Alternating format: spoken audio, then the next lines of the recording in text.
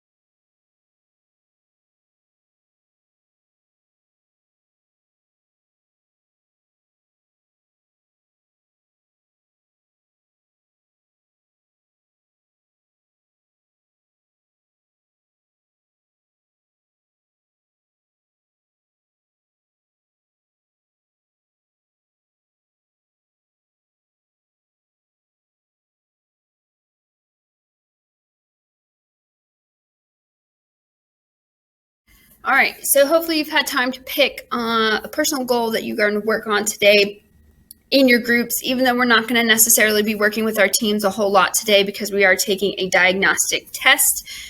But again, setting the tone, setting the pace for the day so that you know what you need to be focused on and working on if you do need to talk to your team members today. Talking about today, we have finished our warm-up.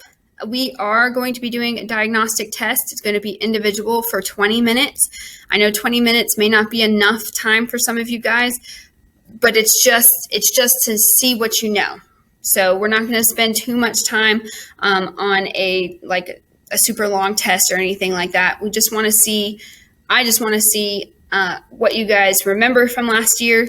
If you don't remember anything from last year, it's totally fine, but I still need you to try on this test. Any questions on that test, I would like to see an answer for each question that you get to in the 20 minutes. So we are going to work on the diagnostic test next, and then we're going to decorate our interactive notebook title page, which I'll talk about later in class once we get to that. You can see under the word today on our lovely screen here that we usually have an essential question.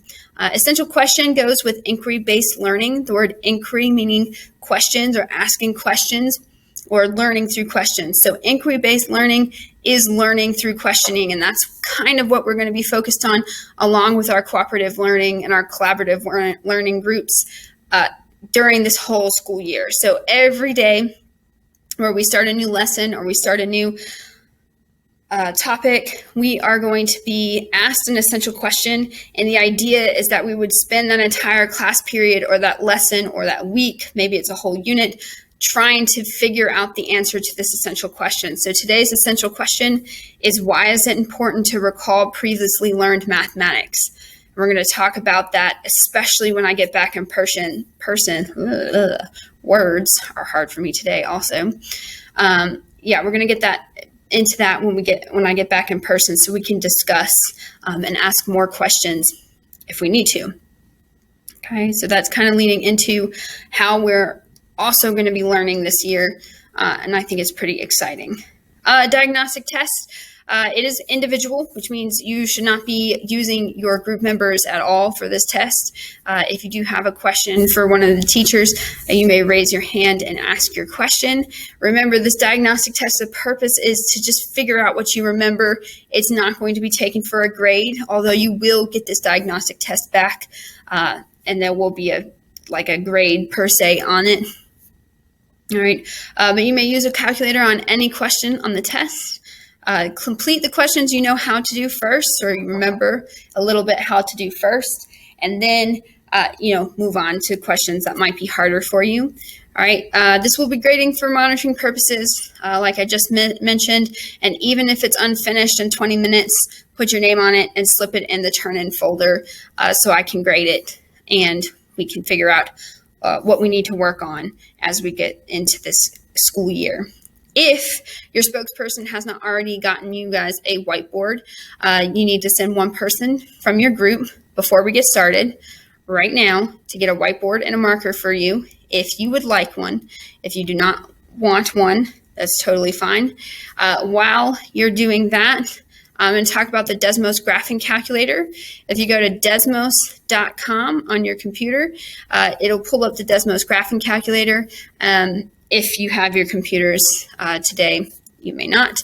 Otherwise, all these questions can be answered without a calculator, but sometimes it's nice to have a calculator if you need one. All right, so diagnostic test. You have about a minute built in to the next screen to get ready for the test, and your sub will pass the test out to you. Once you get the test, get started. You have 20 minutes, and then we are going to move on to a different activity.